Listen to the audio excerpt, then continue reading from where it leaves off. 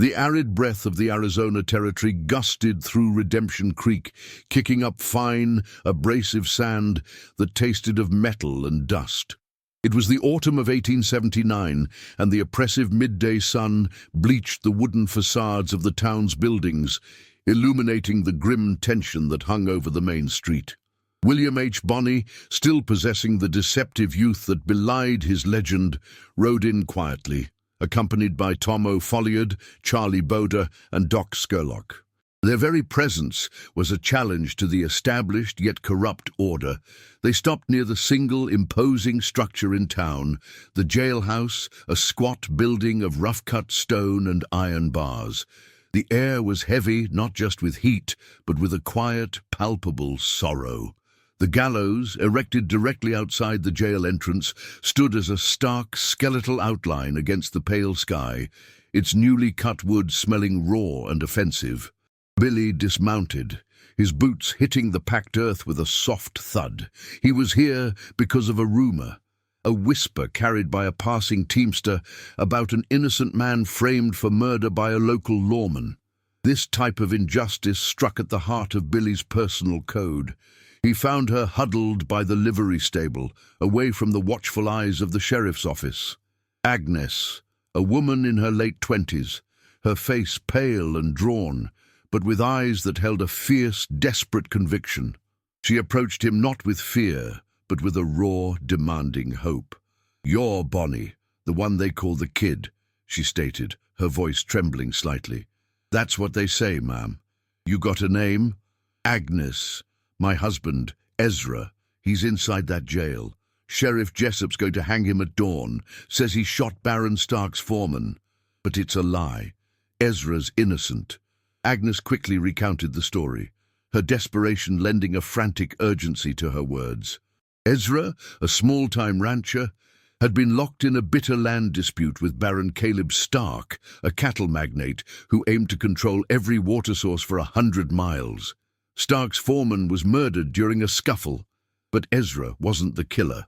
Agnes herself had seen the true murderer, Sheriff Jessup's lead deputy, Clint, who shot the foreman over a gambling debt, not land. Sheriff Jessup covered it up to frame Ezra and get Stark's favor.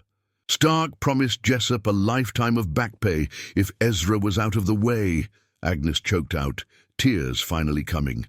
The real evidence, the bullet and a witness statement, is locked away somewhere safe, but Jessup controls the entire town. There's no appeal, no court, only you, Mr. Bonney. You fight the corruption the law protects. Doc Scurlock adjusted his spectacles, his expression hardened. Framing a man for the gallows to please a cattle baron. That's a deep rut, kid. Billy ran a finger along the worn, smooth leather of his gun belt. He knew the cost of crossing the official law, even corrupt law, was his own life. Yet the cold-blooded cynicism of framing a homesteader to gain favor with a baron was a violation he couldn't abide. It was a moral conflict as vast and unforgiving as the desert itself, the righteous chaos of the outlaw against the calculated tyranny of the powerful. Billy looked past the weeping woman toward the squat, formidable structure of the sheriff's office. The scent of fear in the air was an affront to his code of frontier justice. He felt the cold, familiar knot of resolve tightening in his chest. "Where's the real evidence, Agnes? The proof that clears Ezra?" "I only know that Jessup trusted one man with it, Judge Harper's clerk in the next town over. He sent Clint's written confession and the bullet. It's supposed to be held until after the execution, just in case." "Just in case," Billy scoffed, pulling his bandana up over his nose and mouth, a small, cold smile touching his lips. "They want a clean hanging, then a clean file. They won't get either." He grasped Agnes's hands. "We'll get him out, Ma'am. I swear on the life I owe to the wind and the dust. We'll bring the truth back here, and we'll bring down Jessup." As Billy turned to his men, Charlie Boda gave a sharp, low whistle from his perch on the roof of the general store. "2 riders, kid. They just left the saloon, heading toward the East Ridge. They're Jessup's men, and they've been watching this side of town since noon. They saw Agnes talking to us. They're riding out to warn the judge's clerk that we're onto the evidence." Billy remounted his horse, the scent of gunpowder and leather now mingling with the dry, tense air. The villains already knew their plans were compromised. The race against the Dawn execution was now also a race against Jessup's intelligence network. The gang retreated under the cloak of night to a hidden box canyon known as Whispering Pass, miles from Redemption Creek. The wind, which had been merely annoying, now howled through the granite formations, making counsel difficult. The four men gathered around a sputtering fire, using the ground as their strategy map. Doc Scurlock, the strategist, drew a rough sketch of Redemption Creek, focusing on the jailhouse and the gallows positioned directly outside. The hanging is set for dawn tomorrow. Jessup knows the only way we stop it is by hitting the jail directly or producing the physical evidence of the frame-up. "We hit both," Billy declared, his voice low and decisive, his youthful features stern in the firelight. "Hitting the jailhouse is suicide. Jessup has half a dozen men holed up inside, expecting a frontal assault. We take the threat of the gallows and the threat of the evidence out simultaneously. We are not just saving Ezra, we are dismantling their whole lie." Tom O'Folliard, ever the loyal rifleman, cleaned the mechanism of his Winchester 73.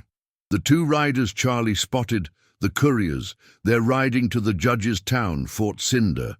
If they get there first, Jessup's men will burn the evidence before we even arrive. Charlie Bodra traced the lines on the rough map with the barrel of his revolver. "We take those couriers, we get the location, and we split. Doc and Charlie for the paper trail, Billy, you, Tom, and Jose for the diversion. This is a surgical strike, not a massacre. The key is speed and hitting their pride. Deputy Clint is the killer. His capture breaks the sheriff's spine." Doc Scurlock consulted his pocket watch, its rhythmic tick-tock, a relentless reminder of the race against time. The silence in the canyon was oppressive, broken only by the nervous shifting of the horses and the hiss of the small fire. This kind of work, fighting the law no matter how corrupt, always felt heavier than a simple stagecoach robbery, carrying the weight of a condemned man's life. Jose Chavez y Chavez, the quiet tracker, pointed to a dusty, less-traveled fork in the main trail. "The couriers will take the Devil's Wash route. It cuts 8 hours off the ride to Fort Cinder. It's an easy, flat trail, and they'll be riding hard and careless, trusting the sheriff's badge to protect them." "That wash is ours," Billy affirmed, his eyes gleaming with purpose. "Charlie, you ride with Jose. You know the trails better than anyone. Get ahead of those couriers. Don't kill them, capture them. I want to know exactly where that evidence is stored in Fort Cinder and who the final guard is." Charlie and Jose vanished into the starlit darkness, their horses moving silently across the arid terrain. Doc Scurlock pointed to the jailhouse sketch. "If we succeed in getting the evidence, we still have to get Ezra out. Jessup will be at the gallows, commanding the execution. His deputy, Clint, the true killer, will be his eyes and ears inside the jail, guarding the cells." Billy nodded. "Clint is the weak link. He's the killer who panicked. He's terrified of being exposed. If we take him, the rest of the jail guards will crumble." The wait was tense, defined by the relentless scraping sound of the desert wind. Hours passed before Charlie and Jose returned, covered in grit and exhaustion, but with vital information. They had captured the two couriers at the Devil's Wash, silencing them with swift, non-lethal efficiency. Under interrogation, the terrified men confessed everything. "The evidence, the bloody shirt and the confession, is not with the judge's clerk," Charlie reported, his voice low. "It's in the vault of the Fort Cinder Bank, sealed with the judge's name. A man named Slade, the bank's security guard, holds the only key. He's a former Pinkerton man and a lethal shot. He's expecting the couriers, but not us." "A bank vault," Doc murmured. "Secure storage for a secured lie. Smart." "And the hanging," Billy pressed. Jessup plans to hang Ezra exactly at 5 a.m., just as the sun touches the horizon, the moment of maximum exposure. He'll have 3 deputies at the gallows, and Clint inside with 3 more men watching Ezra. Billy stood, adjusting the 2 Colts on his hips. The plan was now crystallized. Charlie and Doc would ride to Fort Cinder, a desperate race to secure the evidence from the bank vault before dawn. Billy, Tom, and Jose would hit Redemption Creek at 4:30 a.m., providing the necessary diversion to stop the gallows. We ride at 3, boys. We're fighting the clock and the law. Remember the code? We hit the corruption, not the innocent. Let's ride. The night air was bitingly cold, carrying the scent of pine and gunpowder. Charlie Bowdre and Doc Scurlock rode eastward toward Fort Cinder, while Billy, Tomo Folliard, and Jose Chavez doubled back toward the condemned man in Redemption Creek. Charlie and Doc reached Fort Cinder just as the pale light of the false dawn began to appear. The town was quiet, asleep. The target, the bank, was a solid brick structure in the center of the square. Slade, the security guard, was awake, pacing the porch, a heavy repeater rifle cradled in his arms. He was expecting the couriers, but found only silence. Doc Scurlock, the planner, pointed to a small, dark alley leading to the back of the building. "We don't duel him, Charlie. We use the element of surprise. He's a Pinkerton. He thinks we're coming for the gold, not a bloody shirt." They bypassed the front, moving silently through the shadows. Doc used a pry bar to loosen the lock on the rear delivery entrance, the creak of the door hinge sounding deafeningly loud in the quiet dawn. Slade, hearing the subtle noise, spun instantly, raising his rifle, but he was too slow. Charlie Bowdre, the sharpest shot in the gang, fired his Colt .45, hitting the ground inches from Slade's foot. The loud crack of the pistol echoed through the empty town. "Drop the rifle, Slade. We aren't here for the money," Charlie barked, his voice sharp with urgency. Slade, a professional, recognized the lethal accuracy of the warning shot. He let the rifle fall. Doc Scurlock secured the guard. "Where is the vault, Slade? The one sealed by Judge Harper?" Slade, pale but composed, pointed to the steel door in the back office. "Why? That contains no money, only evidence for the Jessup case, the shirt and the statement." "Exactly," Doc confirmed, pressing the barrel of his own pistol into Slade's side. "We're here for the truth, not the bounty. Open the vault now, or you'll meet the end of your Pinkerton career in this alley." Slade complied, his movements mechanical.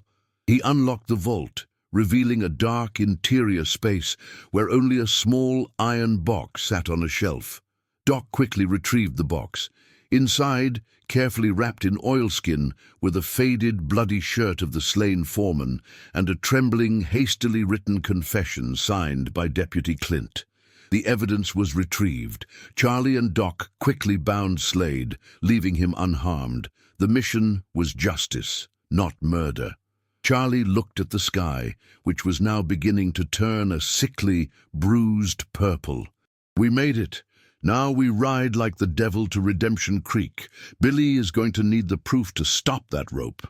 They rode hard, leaning low over their horses' necks, the air whistling past their hats.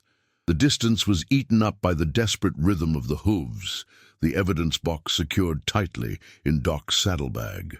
Every cloud on the horizon, every dust plume was an enemy, a sign that the law might be closing the distance.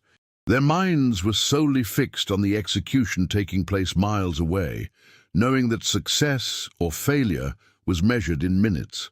As they rode back, Billy, Tom, and Jose were already positioned on a ridge overlooking Redemption Creek. The gallows stood stark and terrible against the emerging light. Sheriff Jessup and 3 deputies stood guard. Deputy Clint, the true killer, was visible near the jail entrance. 5 minutes till 4:30, Billy whispered, his gaze fixed on the scene below. "Tom, Jose, you 2 hit the rear stable in the main street. Create hell. Jessup needs to think he's being overrun. I'm going for Clint." The time for planning was over. The outlaws mounted their horses, the silence broken by the first chilling sound of a Winchester loading. The descent into the town was masked by the deep shadows of the final moments of night. Billy felt the familiar adrenaline, but it was tempered by the cold certainty of his purpose. He moved with the quiet grace of a predator, his hands resting lightly on the grips of his pistols. The air tasted of the coming dawn, but all he smelled was the stale fear emanating from the jailhouse, a scent he was determined to eradicate. The town of Redemption Creek exploded into chaos.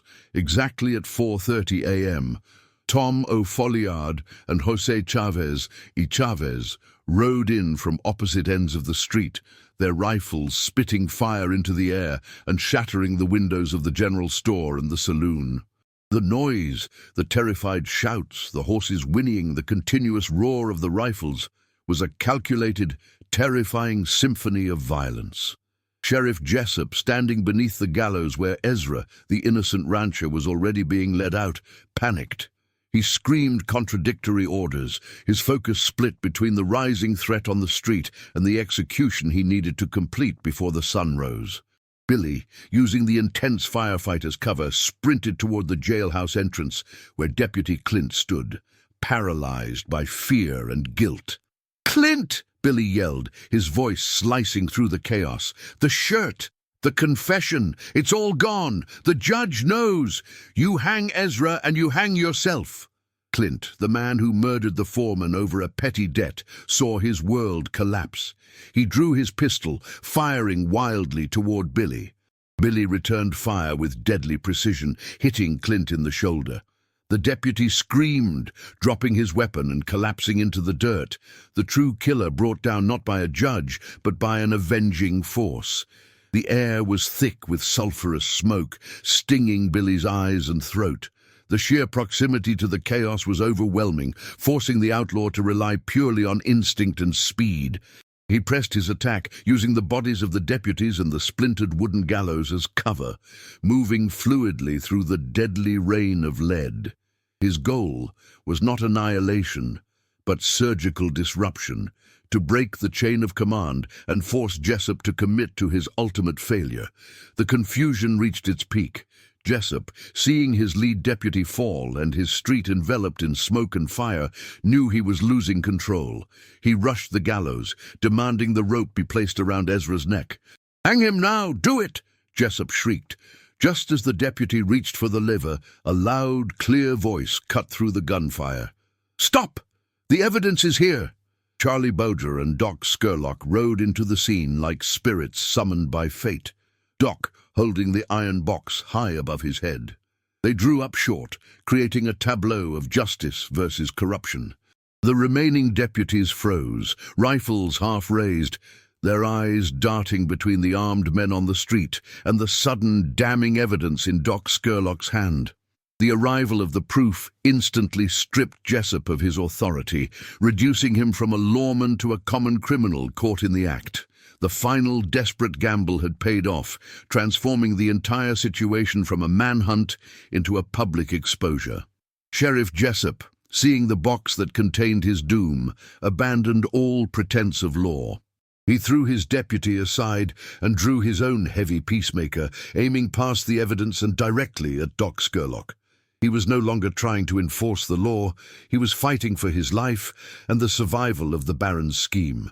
Billy, who had now reached the center of the street, aimed his Colt at Jessup. The final duel was short, brutal, and inevitable. Jessup, fueled by rage and desperation, missed. Billy, focused only on the necessary justice, fired a single decisive shot. Sheriff Jessup staggered backward, the gold badge on his vest, no defense against the final reckoning, collapsing beneath the very gallows he had planned to use for his execution. The remaining deputies, seeing their leader fall and the evidence box now in the hands of the outlaws, dropped their weapons and fled. The heavy thud of Jessup's body on the dirt was the sound of the entire corrupt structure crumbling, a noise louder and more significant than any gunfire. The symbol of the law's perversion, the sheriff, lay defeated by the symbol of the wild, untamed justice, the outlaw. The rising sun caught the flash of brass from Jessup's fallen badge, a final ironic glimmer against the dusty ground. Billy stood over the fallen sheriff, the Colt smoking slightly in his hand. The silence that followed the final shot was deafening, a vacuum where chaos had reigned moments before. The only sound was the distressed whimpering of Ezra, now safe but still bound. Billy felt no triumph, only the cold, heavy weight of responsibility. Justice in the West was always a costly, dirty affair. The gang worked with disciplined speed. Tom and Jose secured the remaining terrified jail guards, locking them into the jail cells they had so recently commanded. Doc Scurlock, with his medical experience, quickly assessed Deputy Clint's wound, ensuring the true killer would live to face a proper, if unofficial, territorial hearing. No loose ends, no unnecessary deaths, just the delivery of evidence and the liberation of the innocent. Ezra, still on the platform, was quickly freed by Tom O'Folliard, the rope dangling uselessly overhead. Justice had arrived not through the courts, but through the barrel of a gun. Billy, his face grimmed with smoke and sweat, stood before Ezra and Agnes as the first rays of the sun, now unimpeded, streamed over the ravaged town. He handed the iron box to Agnes. "The evidence is all here, Mum. The shirt, the confession, the sheriff's orders. Take them to the territorial governor. Ezra is free, and the truth is out."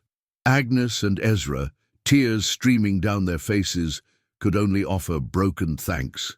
"You risked your lives for us, Mr. Bonney." "Why?" Ezra whispered. "Because the law is supposed to protect the innocent, not condemn them," Billy replied, his voice rough. "And when it forgets, someone has to remind it. Now go. Ride hard. The cavalry will be here by noon, and they'll be chasing us." The sun was high when the territorial marshals, led by the infamous Pat Garrett, arrived at Redemption Creek. They found the gallows scarred, the jail damaged, the sheriff dead, and Deputy Clint wounded. But alive and hysterical, confessing everything under the weight of the evidence left behind. The narrative was undeniable. The sheriff was corrupt, and the outlaw had administered a bloody but true justice. Garrett surveyed the scene, the overturned gallows, the bullet-riddled buildings, and the trail leading west, with a grim professional respect. He understood the message. The kid didn't want the land or the gold. He wanted the system to bleed. This wasn't a bank robber he was chasing, but an indictment made flesh. His men, however, only saw the carnage, their eagerness for the bounty money slightly undercut by the sheer audacity of the outlaw's action. The marshal slammed his fist against the broken jail door. "He leaves a clean trail, but we never catch him clean. He's always one ridge over, always 1 hour ahead." Garrett's frustration was palpable, turning the hunt into a personal vendetta, fueled by the knowledge that the citizens of Redemption Creek would forever see Billy as the true deliverer, not the wanted man. Billy the Kid and his gang fled westward into the immense, unforgiving wilderness of the Arizona Badlands, pursued by the most professional trackers in the territory. They made camp for the final time in a secluded, shallow cave high in the hills. Doc Scurlock studied the incoming reports delivered by a sympathetic prospector. The net was closing. "We can't outrun them all, kid. Not 4 of us. Garrett knows our routes." Billy, weary but resolute, looked at his men. "The mission is complete. Ezra is free and the truth is safe. Now we save the truth's messengers. Doc, Jose, you two take the south trail, split up immediately, use the canyons, head for the border and don't stop. You have the knowledge to survive anything." The farewell was silent, the bond, forged in danger, needing no words. He turned to Tom O'Folliard and Charlie Bodra.